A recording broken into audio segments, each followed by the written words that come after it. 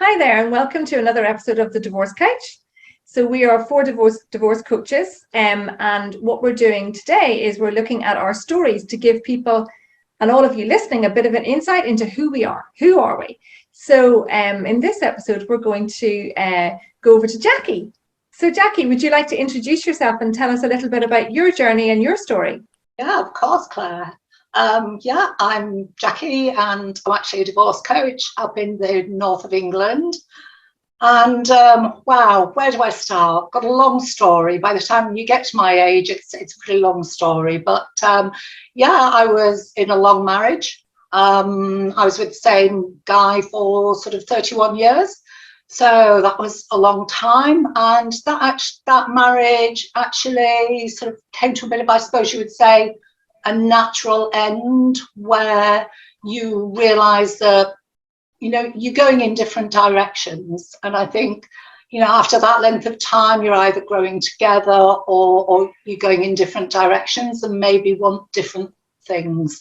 And I spent quite a bit of time actually trying to figure out if there was any way around it. But you come to a point there when you think, well, actually, this is going to be better for both of us. We can live our lives in the way we want to. So it was a mutual decision. We decided to separate. Very lucky. It was all very, very amicable. Never any real issues at all. So that was great. It was, a good experience. And during that time, there was never any doubt in my mind. I knew straight. I knew all along that I'd done the right thing. That was the right thing for me. I spent sort of period of time on my own, was quite happy on my own, sort of independent, confident woman. And at that time, I was a divorce lawyer. And then I left practice to actually set up a slightly different business, because one of the things I found was that actually being a divorce lawyer, it was something I'd gone into later in life. I didn't start studying until I was 30. I'm just thinking I was going to say 31. No, I wasn't. I was actually 38 when I started studying. Wow. It took me, I can remember actually with that saying to my mum and dad, because I had the two children at that stage, and my youngest, Ollie, he was just over 12 months old. Wow. And I'd left work because in a previous life, I actually worked in property management for housing associations, and I did that in the north of England and down south. But when I had children, I decided that I wanted to stay at home. Back in the day then, working part-time wasn't really an option. So I was sort of a stay-at-home mum. And then but I wanted to do something more. I wanted to do something. Just staying at home wasn't enough. So I knew from the work that I'd done previously that something that I would always been interested in was the law. And I decided I was going to do a law degree. And I can remember saying to my mum and dad, because I had the two kids that were little, saying to my mum and dad, because at the time my husband, he worked away a couple of days a week, and said to my mum and dad, look, I'm thinking of going back to college. Would you mind looking after the kids one evening for me? And they said, oh, what are you doing? And I said, a law degree. And they went, what? I think they thought I was going to do flower arranging. And they said, oh, how long is that going to take you? I said, 5 years, because I was doing it part-time, you see. And they're like, what? But my view was, well, I'll see how far I get with it. And I'd never been an academic person, so I thought, well, this is going to be a challenge. But so anyway, that's what I did. And I stuck with it. I stuck with it right through to the 5 years, and then went on after that, because I thought, right, I was passionate about it. Went on after that, did the LPC, and then sort of started working in a high street practice. Fell into doing family law. I think that was really because of my age. It seemed to be something that people sort of, I don't know, life experience. That just seemed to be what I slotted into. But yeah, then I left because I felt that where me and sort of being in practice didn't fit comfortably was that I wanted to give the extra emotional support. I could see that clients needed that emotional support, that actually they couldn't make the decisions they needed to make because the heads weren't in the right place. And one of the things at the time, everybody used to say, got to put the children first, got to put the children first, children are priority. But I always used to say in my head, you know, that actually you have to put the parents first to enable them emotionally to put the children first. But, you know, that was never talked about at that stage. So actually, I took quite a bold decision and left practice and started up on my own so that I could sort of put all the knowledge and everything that I had together. So, yeah, I was working, you know, quite confident, and we'd separated and I was getting on with life. During sort of between then and now, sort of met various people and had various relationships, but found myself in a very difficult relationship, let's say. And no, let's be honest and say it was actually very narcissistic, but I didn't know that at the time. I just thought that actually, oh my gosh, I've met someone and, you know, I'm really click with them and there's that chemistry and everything is sort of, yeah, this is it. This is what I've been, you know, this just felt right on one side. Then there was this little gut feeling that, actually, there's something gnawing away. So on one hand, it felt amazing. On the other hand, there were these little doubts, these little niggles. And anyway, the relationship went on for a number of years and it ended and I found myself at Women's Aid. And that was quite a shock because I didn't think people like me ended up at Women's Aid, but they did. And so when I told my story there, they helped me understand and really come to terms with the fact that that relationship had been an abusive relationship. And so I then went through their freedom program, which was absolutely wonderful. You know, it helped you understand the different types of control. But on one of the weeks, it had you looking back at your childhood as well. And well, that felt quite uncomfortable because you start to recognize certain things that may be from your childhood and not necessarily sort of the way they should have been, but you don't realize that. So I went through the freedom program, but I found the breakup of that relationship extremely difficult. And the strange, what has been very hard to come to terms with was that the relationship was very difficult. So why was I having trouble getting over it? Because actually, I wasn't happy in that relationship very much of the time. So what was going on? And then coming out of that, I sort of started to do more learning around those sorts of relationships, narcissistic relationships, and what was going on. And I realized one of the things that I was dealing with was trauma bonding. I mean, it was, I cannot explain it. I've never been addicted to anything in my life. But I realized and understood that I had then become addicted to the roller coaster of that relationship. And so on one hand, there were great highs, there were all the lovely stuff. And then it would be followed by the lows. And, you know, what that is doing in your brain, it's creating a dependency. So when you've been with someone and it's been so great, then it drops down, then you want to get that back again because you want that feeling. And so you start to begin to really behave in a way that isn't really you. And you're trying to get back to where you were. But now I know that would never happen. That is never going to happen. And so going through that relationship and coming out of it, healing from that has been a huge thing for me. And because of that, or part of my healing, I went through counselling and they helped with certain things.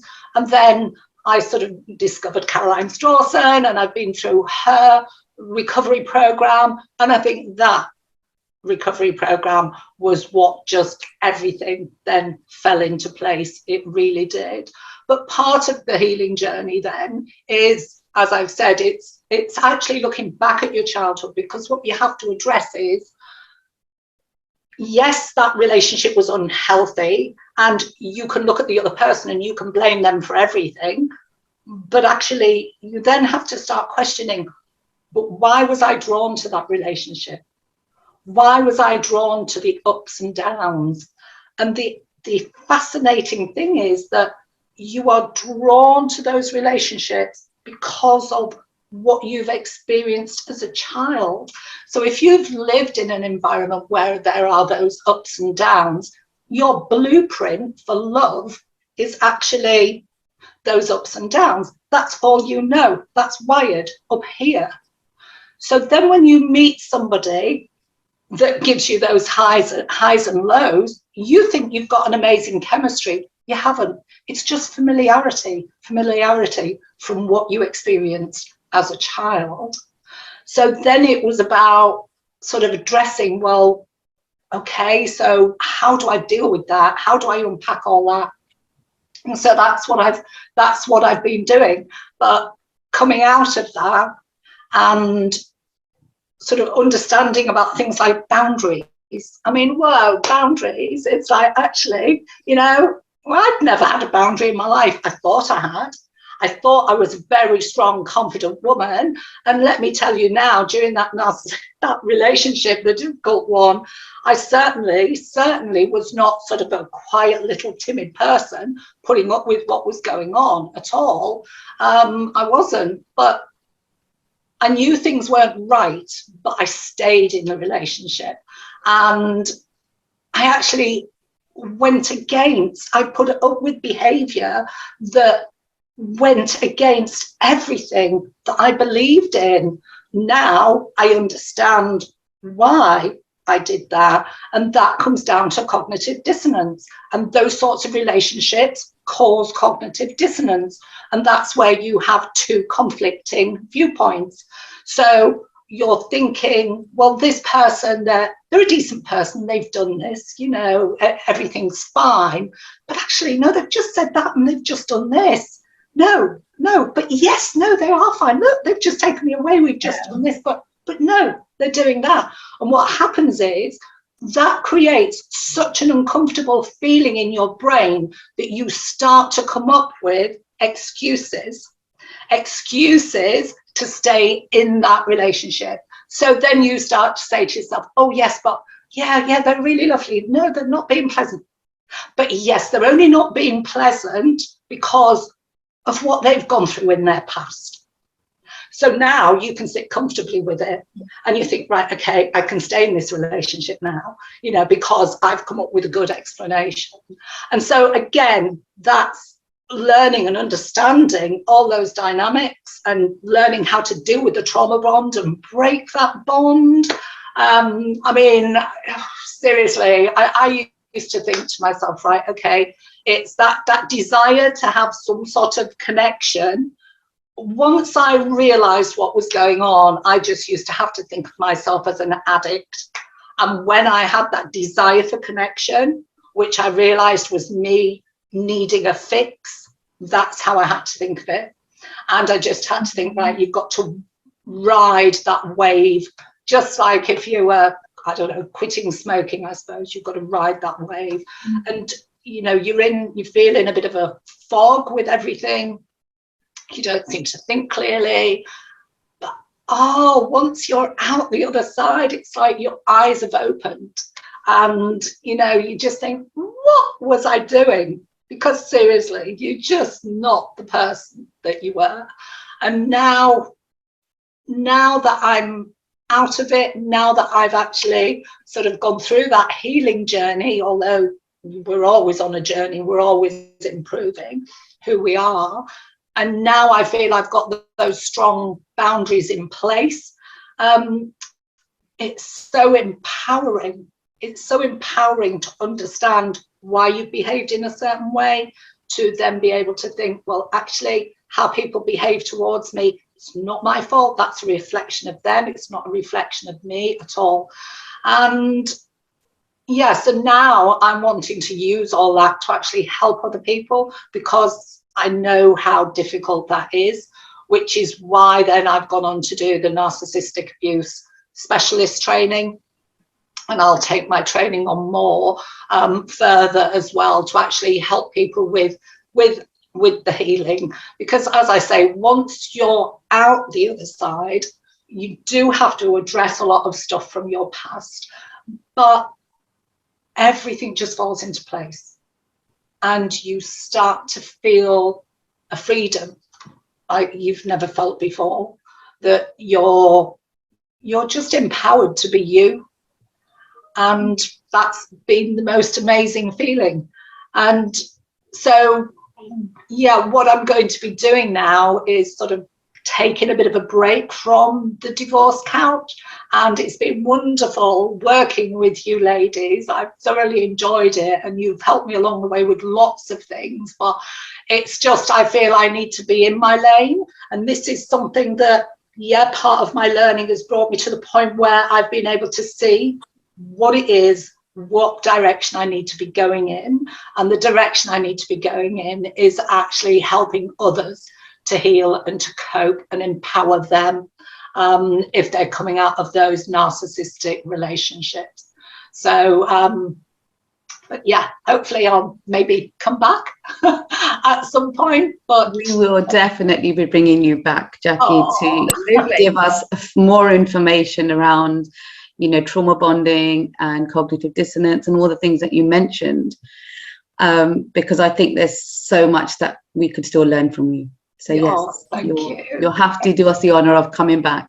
I definitely will, Selma. It'll be an absolute pleasure. Yeah. And listening, listening to you was just really very capturing. Is that what you say? You know, you became so passionate, and you know what, you only just now, last night, in the middle of the night, actually made that decision. The middle of the night.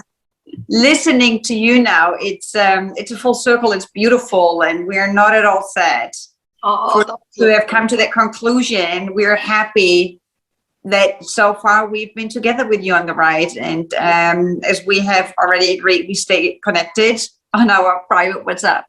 Yeah. So thank you very much for sharing this beautiful story and that journey. So powerful.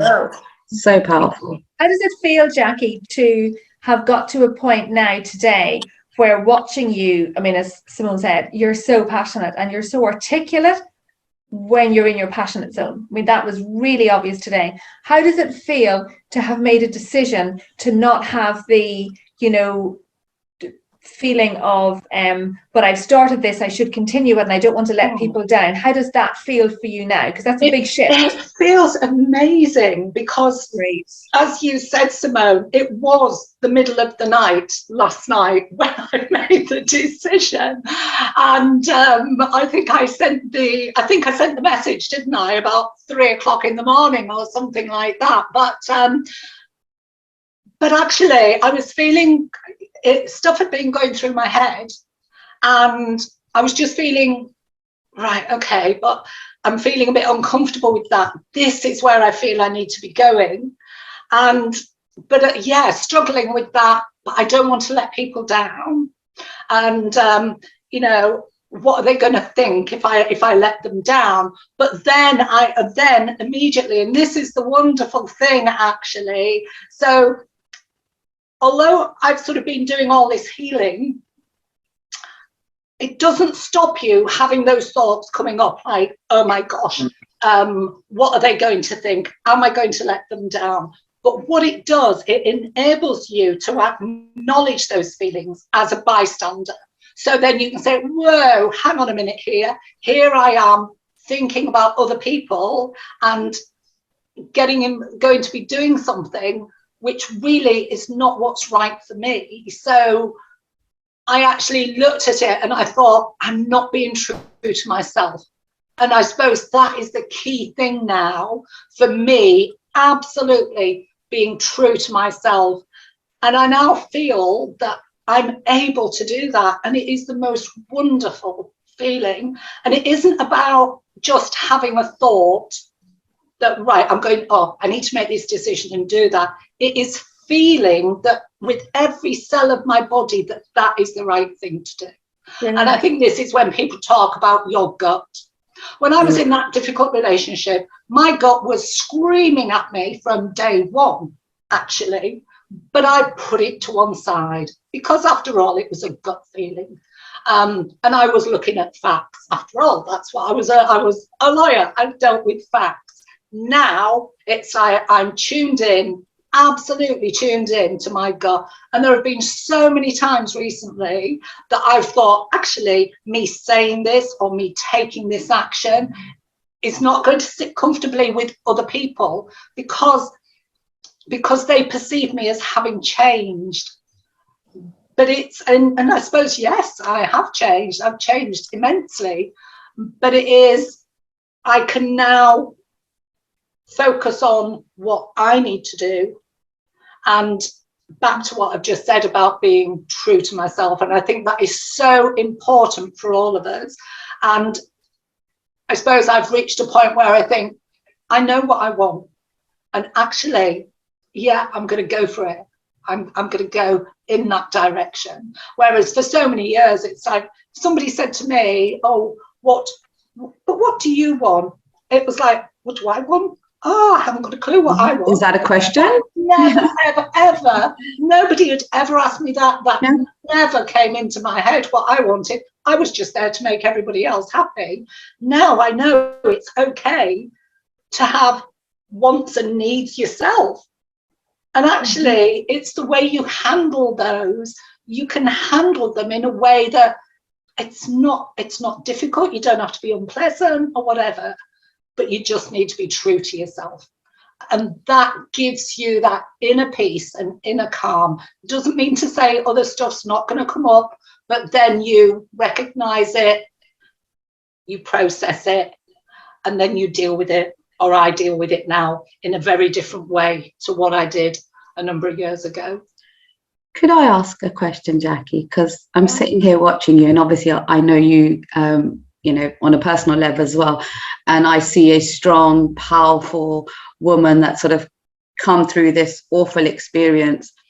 And for those that are listening that are still stuck in that feeling of being trapped and sort of, like you said, waiting for that next fix and thinking, because I think we've all felt that, where we've been stuck in that situation thinking this is never going to end. What would be your one piece of advice to those that are watching that are sort of really still stuck in that pain? Right. Okay. Well, I think it is getting some outside help. It's educating yourself. It's learning about what is going on and what you're actually feeling in your body. So the starting point absolutely has to be education. It has to be understanding what you're dealing with if you are in a difficult relationship like that. And one of the things is when you're in that relationship, there's a huge amount of shame and guilt because actually this relationship isn't good, but you're not walking away. And other people look in and it's like, why doesn't she just walk away? Why is she putting up with that behavior? And you know that. So in the end, you start thinking, well, I won't say this has happened. I won't say, they've done this or whatever. And so you can actually start to say less to people and pull away from people. So my first piece of advice is, if you are in a difficult relationship, then firstly, it is not you. It absolutely isn't you. And again, if I can just say something, because this is what I'm passionate about as well, when you are in those relationships, because of the manipulation and what's gone on, you can change. Your behavior itself changes, and you can end up behaving in the way where you look like the abuser. So, for example, you can check someone's phone, you could check their computer, and, you know, to the outsider, they, you know, sort of, they could say, oh, but you're the abuser. So you're questioning yourself, oh my God, well, I've done that, I've behaved like that. All behavior that you would never, ever, ever have done if you hadn't been in that relationship. So the key thing there is, it's with regard to intention. When you're in a relationship like that, and you may be doing things that you think, oh God, I shouldn't be doing that, or I've reacted like this, I shouldn't be reacting like that. Maybe I'm the abuser. Because remember, the abuser all the time is making you think it's you. Absolutely, they are. You have to hold on to the fact it isn't you. And however you are reacting, it is because you're in survival. Your body is trying to survive. You are trying to make sense of what is going on in your world. The difference between somebody in an abusive relationship checking somebody's phone, the person who's being abused is doing it for survival, to make sense of things. The abuser is doing it for control. So yes, you can both be doing the same thing, but the intention is very different. So that's a great description. Yeah, so just be focused on, you know, it's not you, and get yourself educated and get yourself some help. There's so much information out there on the internet. There's also a lot of information that is absolute rubbish. And when people are talking about narcissism, they don't even like to use the words quite often. They're wary about using the words. The important thing is to be educated and use the word and use it correctly. That's the key thing. So education, education, education. You know, one of the things that came to my mind, Jackie, when you were speaking, is something that I read quite a long time ago. And it really resonated really strongly with me. And it was a statement that says, I don't like the me that I am when I'm with you. And when you're talking, that's what came to my mind, you know, and maybe that's a question for our listeners to ask themselves. You know, if you're listening to what we're talking about and what Jackie's saying, and it, you know, it's hitting some chords and there's something going, oh, okay, well, I recognize that. That question is a good one of, you know, do I like the me that I am when I'm with you? So whoever that you happens to be, because that will show you maybe what you don't already see. And maybe that's the start of a pathway to allow you to see things differently, to understand. Because when we're with people that love us, that we love, we should be growing, we should be changing in a good way, and we should be moving forward in positivity into different possibilities. But if you're in a relationship that doesn't do that, then I'd be going, well, what's wrong? Why not? So I like that statement, because I think it encapsulates an awful lot. It does. It does. And the difficulty, I think, for people when they are in that relationship is that sort of relationship, they will come up with all the excuses under the sun why they should stay in that relationship. But as I say, education, don't feel guilt at all. There's no shame. It is very difficult. On average, it takes somebody 7 breakups going back to actually come out of a narcissistic relationship. You know, you can get pulled back in time and time again. So, you know, if you get drawn back in, don't worry. Okay, there's always next time. Don't feel guilty about it, but just keep going. Yeah. Well, I have to say, we love you to bits. Yeah, I love seeing this new you, because like you've now found where you need to be going, and it's like go and absolutely just blossom into that. So we will be having you back, as Salma suggested, because you will become somebody who's so clear at describing the stuff that is your passion, and we need that in what we're doing. So we will be having you back, and we just say, you know, go and find what you need to find. And it's so wonderful for us to have had you on this journey. And of course, we'll miss your input and your perspective, but we'll just gain it in a different way. Yeah. And what we will have is friendships that are more real, because we're getting a better version of you. Yeah. So anyway, Jackie, we will look forward with interest to see how your journey unfolds. And we wish you all. Lovely. Thank you, Claire. And can I just quickly say before we finish that you know, you 3 ladies there, I mean, I sent that message to you and I got the most wonderful, wonderful messages back. And that just shows I actually, you know, if you're with the right people, you are free to be yourself.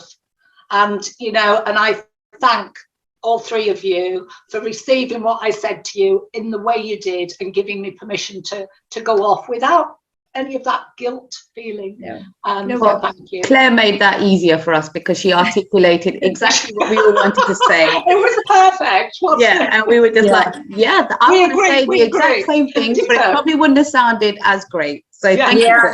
What did I say? The queen of empathetic words. But anyway, thank you for joining us on the couch. And we look forward to the next episode when we will introduce Salma and Simone to you. Thank you. See you then. Bye. Bye.